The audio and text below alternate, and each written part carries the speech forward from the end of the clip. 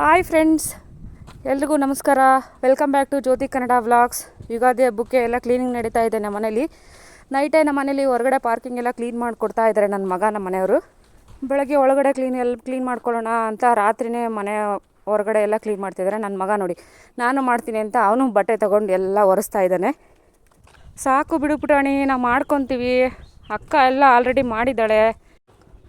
ನಮ್ಮ ಮನೆ ಯುಗಾದಿ ಹಬ್ಬ ಬೆಳಗ್ಗೆ ಎದ್ದ ತಕ್ಷಣ ನಾನು ಬೇಳೆ ಹಾಕ್ಬಿಟ್ಟು ಆಮೇಲೆ ರಂಗೋಲಿ ಬಿಡೋಕ್ಕೆ ಸ್ಟಾರ್ಟ್ ಮಾಡಿಕೊಂಡೆ.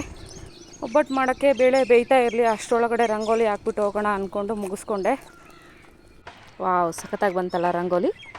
ನಂದು ತೊಗರಿಬೇಳೆ ಕಡಲೆಬೇಳೆ ಒಬ್ಬಟ್ಟು ಕಂಪ್ಲೀಟ್ ನಾನು ಹೇಗೆ ಮಾಡ್ತೀನಿ ಅನ್ನೋದನ್ನು ಸಂಕ್ರಾಂತಿನ ಬ್ಲಾಗಲ್ಲಿ ತೋರಿಸಿದ್ದೀನಿ. ನಾನು ಹಿಂದಿನ ಬ್ಲಾಗ್ ಹೋಗಿ ಚೆಕ್ ಮಾಡಿ. ಏಲಕ್ಕಿ ಸುಳಿಯಪ್ಪ ಅಂತ ಕೊಟ್ಟೆ ನನ್ನ ಪುಟಾಣಿಗೆ. ಅವನು ಇಟ್ಕೊಂಡು ಕೂತಿದ್ದಾನೆ, ಅಮ್ಮ ಬರ್ತಾಯಿಲ್ಲ ಅಂತ ಹೇಳ್ಬಿಟ್ಟು. ಸರಿ ನಾನೇ ಇಸ್ಕೊಂಡು ಸುಳಿದೆ.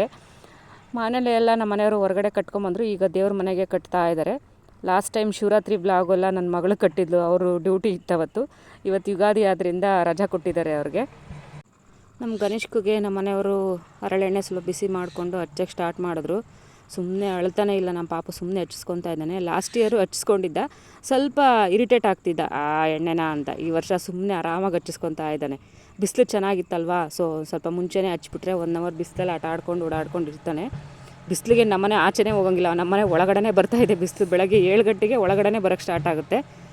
ನಂದೆಲ್ಲ ಬೇಳೆ ಬೇಯಿಸಿದ್ದಾಯಿತು, ಹೂರ್ಣ ರುಬ್ಕೊಳ್ಳೋಣ ಅಂತ ರೆಡಿ ಮಾಡ್ಕೊತಾ ಇದ್ದೆ. ಸೊ ಆಲ್ಮೋಸ್ಟ್ ಹೂರ್ಣ ರುಬ್ಬಿದ್ದು ಎಲ್ಲ ಮುಗೀತು. ಯುಗಾದಿ ಅಂದರೆ ಮಾವಿನಕಾಯಿ, ಬೇವಿನ ಹೂವು, ಮಾವಿನ ಎಲೆ ಎಲ್ಲ ಹೊಸ್ದಾಗಿ ಚಿಗುರಿರುತ್ತಲ್ಲ. ನಮ್ಮ ಕಡೆ ಯುಗಾದಿ ಹಬ್ಬ ಅಂದರೆ ಇದೊಂದು ಸ್ಪೆಷಲ್ ಮಾಡ್ತೀವಿ.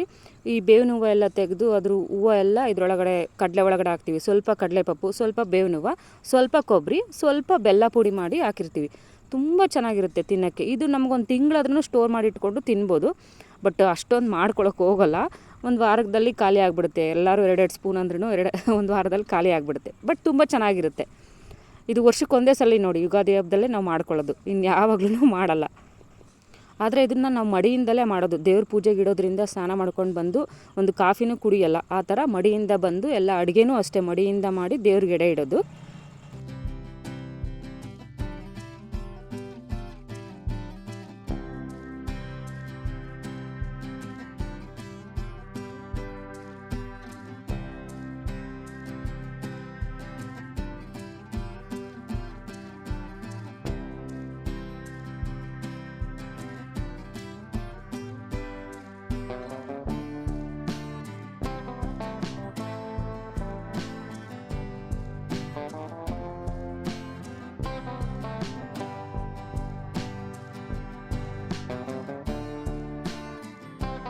ಬೇವು ಬೆಲ್ಲ ಎಲ್ಲ ರೆಡಿ ಮಾಡಿದ್ದಾಯಿತು. ನನ್ನ ಪುಟಾಣಿಗೆ ಎಲ್ಲೋಯ್ತು ನೋಡೋಣ ಅಂತ ನೋಡಿದ್ರೆ ಅದು ಕ್ಯಾಟ್ ಜೊತೆ ಆಟ ಆಡ್ತಾಯಿದೆ. ನಮ್ಮ ಮನೆ ಹತ್ರ ಒಂದು ಬರ್ತಾ ಇರುತ್ತೆ ಬೆಕ್ಕಿ, ಯಾವಾಗಲೂ ಹಾಲು ಅನ್ನ ಹಾಕಿ ರೂಢಿ ಮಾಡಿದ್ದೀನಿ. ಆ ಟೈಮಿಂಗ್ಸಿಗೆ ಕರೆಕ್ಟಾಗಿ ಬರುತ್ತೆ. ಅವನಿಗೆ ಶೇಕ್ ಹ್ಯಾಂಡ್ ಕೊಡೋಕ್ಕೆ ಕ್ಯಾಟಿಗೆ ಕಲಿಸ್ತಾ ಇದ್ದಾನೆ ನಮ್ಮ ಗುಂಡಣ್ಣ.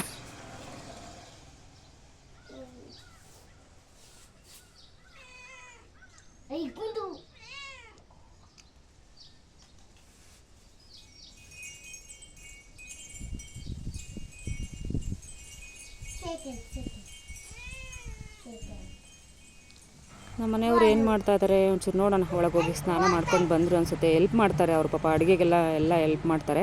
ಅದರಲ್ಲೂ ಫ್ರೈ ಐಟಮ್ಗಳಂದರೆ ತುಂಬ ಇಂಟ್ರೆಸ್ಟ್ ಕೊಟ್ಟು ಮಾಡ್ತಾರೆ. ನನಗೇನು ಕೇಳೋದೇ ಇಲ್ಲ, ಏನು ಹಾಕಬೇಕು ಅಂತ ಎಲ್ಲ ಅವ್ರಿಗೆ ಗೊತ್ತು, ಅವರೇ ಮಾಡಿಬಿಡ್ತಾರೆ. ಸೊ ಕಡಲೆಬೇಳೆ ವಡೆ ಮಾಡ್ತಾಯಿದ್ದಾರೆ. ನಮ್ಮ ಮನೇಲಿ ಅಷ್ಟೇ, ನನ್ನ ಮಗಳು, ನಾನು, ನಮ್ಮ ಮನೆಯವರು ಎಲ್ಲ ಒಂದೊಂದು ಕೆಲಸ ಶೇರ್ ಮಾಡ್ಕೊಂಡು ಮಾಡಿಬಿಡ್ತೀವಿ. ಹಂಗಾಗಿ ಬೇಗ ಆಗಿಬಿಡುತ್ತೆ. ನನ್ನ ಮಗಳು ಹೊರಗಡೆ ಗುಡಿಸೋದು ಎಲ್ಲ ಕ್ಲೀನ್ ಮಾಡೋದು ಎಲ್ಲ ಮಾಡ್ಕೊಂಬಿಡ್ತಾಳೆ. ನಮ್ಮ ಮನೆಯವರು ಈ ಥರ ಅಡುಗೆಗೆ ಹೆಲ್ಪ್ ಮಾಡ್ತಾರೆ. ನನ್ನ ಮಗಳೂ ಮಾಡ್ತಾಳೆ ಅಡುಗೆಗೆಲ್ಲ. ಸೊ ಹಂಗಾಗಿ ನನಗೆ ಅಷ್ಟು ಕಷ್ಟ ಅನ್ಸೋಕ್ಕೆ ಹೋಗಲ್ಲ. ವಡೆ ಫ್ರೈ ಆಗ್ತಾಯಿದೆ, ಆದರೆ ಎಡೆಗಿಟ್ಬಿಟ್ಟೇ ಪೂಜೆಗಿಟ್ಬಿಟ್ಟೇ ತಿನ್ನೋದು.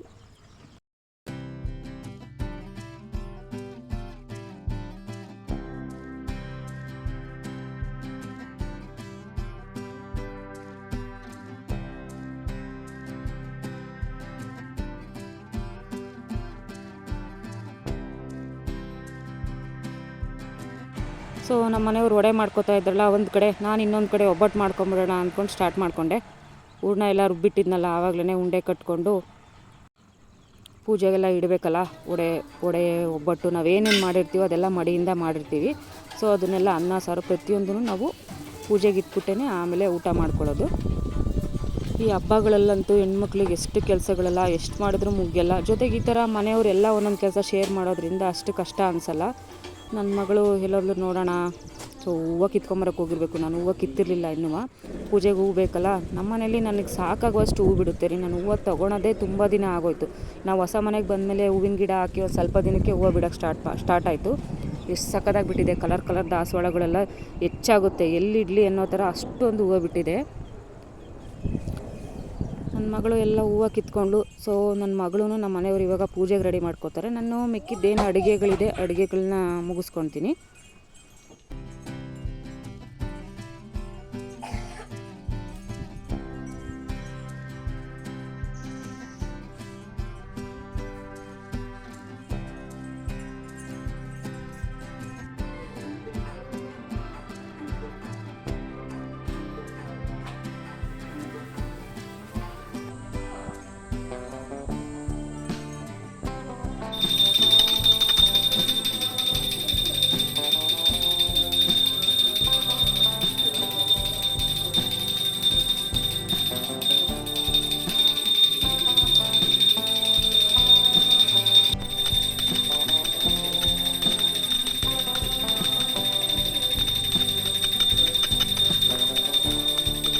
ಪೂಜೆ ಆಗೋಷ್ಟರೊಳಗೆ 11 ಗಂಟೆ ಆಗೋಯ್ತೀರಿ. ನನ್ನ ಪುಟಾಣಿ ನಮ್ಮ ಗಣೇಶ್ಗೆ ಹೊಟ್ಟೆ ಹಸ್ಬಿಟ್ಟಿತ್ತು. ಅದಕ್ಕೆ ನಾನು ಮಕ್ಕಳಲ್ವ, ಚಿಕ್ಕ ಮಕ್ಳಿಗೆ ಕೊಡ್ಬೋದು, ಏನು ಪ್ರಾಬ್ಲಮ್ ಇಲ್ಲ. ಒಬ್ಬಟ್ಟು ಅಲ್ಲೂ ಉದುರಿರೋ ಮಕ್ಕಳಿಗೆ ಕೊಡಬಾರ್ದು. ಅಲ್ಲೂ ಉದುರದೇ ಇದಕ್ಕೆ ಮುಂಚೆ ನಮ್ಮ ಮಕ್ಕಳಿಗೆ ಕೊಡ್ಬೋದು, ಎಡೆಗಿಟ್ಟರು ಪರವಾಗಿಲ್ಲ, ಕೊಡ್ಬೋದು.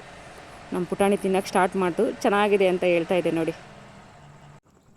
ಸೊ ನಾನು ಸ್ವಲ್ಪ ಸ್ಯಾರಿ ಉಟ್ಕೊಂಡೋಣ, ರೆಡಿಯಾಗೋಣ ಅಂದ್ಕೊಂಡು ಬಂದೆ. ಸ್ಯಾರಿ ನಂದಿದ್ದು ಗೃಹ ಪ್ರವೇಶದಲ್ಲಿ ತೊಗೊಂಡಿದ್ದು. ಚೆನ್ನಾಗಿದೆ ಅಲ್ಲ.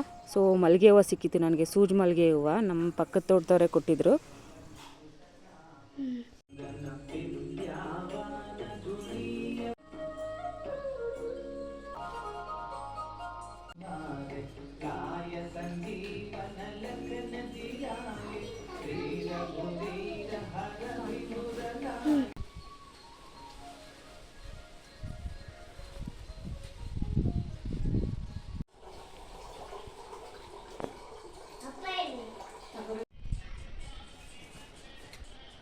ಎಲ್ಲರಿಗೂ ಯುಗಾದಿ ಹಬ್ಬದ ಶುಭಾಶಯಗಳು.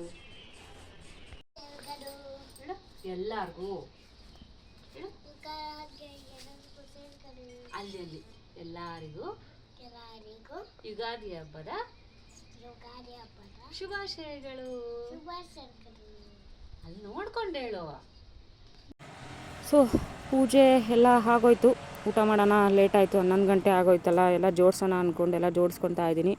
ನಾನು ಹಬ್ಬಕ್ಕೆ ಹೆಸರುಬೇಳೆ ಮಾಡಿದ್ದೆ, ಕೋಸಂಬರಿ. ನಾರ್ಮಲಾಗಿ ಎಲ್ಲ ಹಬ್ಬಗಳಿಗೂ ನಮ್ಮ ಮನೆಗೆ ಮಾಡಲೇಬೇಕು ಕೋಸಂಬರಿ. ಹೆಸರುಬೇಳೆ ಕೋಸಂಬರಿ ಜೊತೆಗೆ ಒಬ್ಬಟ್ಟು, ಒಂದು ಪಲ್ಯ, ಒಂದು ವಡೆ, ನಾರ್ಮಲಾಗಿ ಉಪ್ಪಿನಕಾಯಿ. ಯುಗಾದಿ ಹಬ್ಬ ಅಂದರೆ ಹೊಸ ಮಾವಿನಕಾಯಿ ಇದ್ದೇ ಇರುತ್ತಲ್ವ. ಹೊಸ ಮಾವಿನಕಾಯಲ್ಲಿ ನಾನು ಉಪ್ಪಿನಕಾಯಿ ಮಾಡಿದ್ದೆ. ಅದು ನಿಮಗೆ ಗೊತ್ತೇ ಇದೆ, ನಾನು ಎಳ್ಳಿಕಾಯ್ದು ಮಾಡಿದ್ನಲ್ಲ ಅದೇ ಥರನೇ ಮಾವಿನಕಾಯ್ದು ಮಾಡೋದು. ನಾನು ಹಿಂದಿನ ಬ್ಲಾಗಲ್ಲಿ ಅಪ್ಲೋಡ್ ಮಾಡಿದ್ದೀನಿ, ಬೇಕಾಗಿರೋರು ನೋಡ್ಕೊಳ್ಳಿ. ಹೊಸ ಮಾವಿನಕಾಯಲ್ಲಿ ಮಾವಿನಕಾಯಿ ಗೊಜ್ಜು, ಮಾವಿನಕಾಯಿ ಉಪ್ಪಿನಕಾಯಿ, ಜೊತೆಗೆ ಮಾವಿನಕಾಯಿ ಚಿತ್ರಾನ್ನ. ತುಪ್ಪದ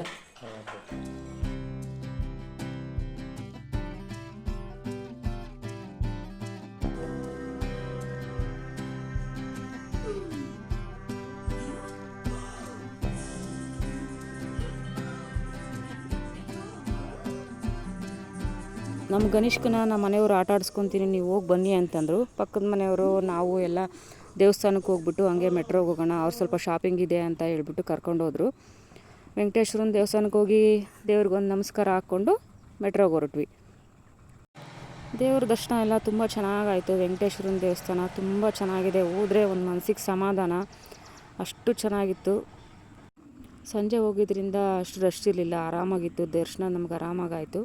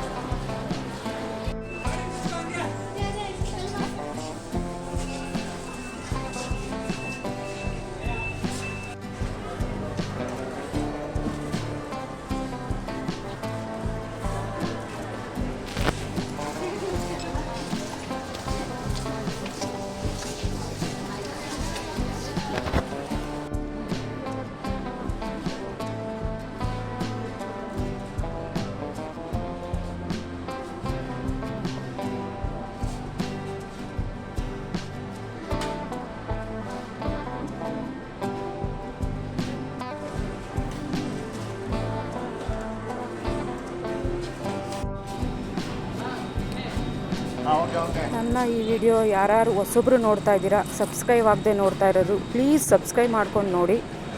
ನನ್ನ ವೀಡಿಯೋಸ್ ಎಲ್ಲ ನಿಮಗೆ ಇಷ್ಟ ಆಗಿದರೆ ಕಮೆಂಟ್ಸ್ ಮಾಡೋದು ಮರಿಬೇಡಿ, ಹಾಗೆ ಲೈಕ್ ಮಾಡಿ.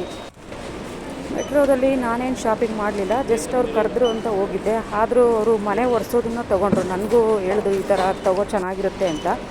ನನಗೂ ಕಡ್ಡಿಗಳಲ್ಲಿ ಅದು ಹಿಂಡಕ್ಕೆ ಹೋದಾಗ ಕಟ್ಟಾಗಿ ತುಂಬ ಹೋಯ್ತು. ವರ್ಷಕ್ಕೊಂದು 4-5 ಮುರಿದೋಗಿತ್ತು.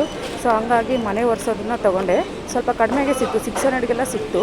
ಆಮೇಲೆ ಎಕ್ಸ್ಟ್ರಾ ಬಟ್ಟೆ 2 ನಾವು ಹಾಳಾದ್ಮೇಲೆ ಹಾಕ್ಕೊಳ್ಳೋ ಥರದ್ದು ಸಿಕ್ತು. ತುಂಬ ಚೆನ್ನಾಗಿದೆ ಅನ್ನಿಸ್ತು. ನೋಡೋಣ ಯೂಸ್ ಮಾಡಿ ಹೇಗಿರುತ್ತೆ ಅಂತ. ಮನೇಲಿ ಶಾಪಿಂಗ್ ಎಲ್ಲ ಮಾಡಿ ಓಡಾಡೋದ್ವಲ್ಲ, ಹೊಟ್ಟೆ ಹಸಿತಾ ಇತ್ತು. ಹಂಗಾಗಿ ಯಲಹಂಕದಲ್ಲಿ ಬಂಗಾರಪೇಟೆ ಅಂತ ತುಂಬ ಚೆನ್ನಾಗಿದೆ ಮಸಾಲೆ ಪುರಿ ಜೊತೆಗೆ ಇದು ಪಾನಿಪುರಿ. ತುಂಬ ಅಂದರೆ ಅಷ್ಟು ನ್ಯಾಚುರಲಾಗಿ ಅವರೇ ಅಲ್ಲೇ ಪೂರಿ ಮಾಡ್ತಾರೆ, ಅವರು ತೊಗೊಳ್ಳಲ್ಲ. ಅವರೇ ಮಾಡೋದ್ರಿಂದ ತುಂಬ ಫ್ರೆಶ್ ಆಗಿತ್ತು ಪೂರಿ ಎಲ್ಲ. ನನ್ನ ಫ್ರೆಂಡ್ ಅವರು ನನಗೆ ಕರ್ಕೊಂಡೋಗಿದ್ದರು. ನೆಕ್ಸ್ಟ್ ಟೈಮ್ ನಾನು ಹೋದಾಗ ಮಿಸ್ ಮಾಡಿದ್ರೆ ತಿಂತೀನಿ. ನೀವು ಇಲ್ಲಿ ಹೋದರೆ ಮಿಸ್ ಮಾಡಿದ್ರೆ ಟೇಸ್ಟ್ ಮಾಡಿ, ನಿಮಗೂ ಇಷ್ಟ ಆಗುತ್ತೆ. ನನ್ನ ಮಗಳಿಗೂ ಸಖತ್ ಇಷ್ಟ ಆಯಿತು. ಇದು ಯಲಹಂಕ ನ್ಯೂ ಟೌನಲ್ಲಿರೋದು ಶಾಪು. ನೋಡಿ, ಇದು ಒರೆಸೋದು ತೊಗೊಂಬಂದಲ್ಲ, ಚೆನ್ನಾಗಿದೆ ಅನ್ನಿಸ್ತು. ತುಂಬ ಆರಾಮಿದೆ, ಕಂಫರ್ಟಬಲ್ ಇದೆ. ಇಂಡೋ ಕಷ್ಟ ಇರಲ್ಲ ನಮಗೆ, ಸಖತ್ ಆರಾಮಾಗಿ ಒರೆಸ್ಬೋದು. ಹಂಗೆ ಹಿಂಡಕ್ಕೆ ಹೋದಾಗ ಕಡ್ಡಿಗಳು ಕಟ್ಟಾಗೋ ಪ್ರಾಬ್ಲಮ್ ಇರಲ್ಲ. ಆ ನೀರು ಆ ಲೆವೆಲ್ ಗೆರೆ ಕೊಟ್ಟಿರ್ತಾರೆ, ಆ ಲೆವೆಲ್ವರೆಗೂ ನೀರು ಮಾತ್ರ ಹಾಕ್ಕೋಬೇಕು ನಾವು. ನಾನು ಈ ನೀರಿಗೆ ಲಿಕ್ವಿಡ್ ಲೈಸಾಲು ಜೊತೆಗೆ ಸ್ವಲ್ಪ ಅರಿಶಿನ, ಸ್ವಲ್ಪ ಉಪ್ಪೆಲ್ಲ ಹಾಕ್ಕೊಂಡು ಕ್ಲೀನ್ ಮಾಡೋಕೆ ಹಾಕ್ಕೊತೀನಿ. ನಮ್ಮ ಮನೇಲಿ ನಾವು ಸಿಂಪಲ್ಲಾಗಿ ಆಚರಿಸಿದ ಯುಗಾದಿ ಹಬ್ಬ ನಿಮಗೆಲ್ಲ ಇಷ್ಟ ಆಗಿದೆ ಅಂದ್ಕೊತೀನಿ. ಇಷ್ಟ ಆಗಿದರೆ ಗೊತ್ತಲ್ಲ, ಕಮೆಂಟ್ಸ್ ಮಾಡಿ, ಶೇರ್ ಮಾಡಿ. Thank you for watching.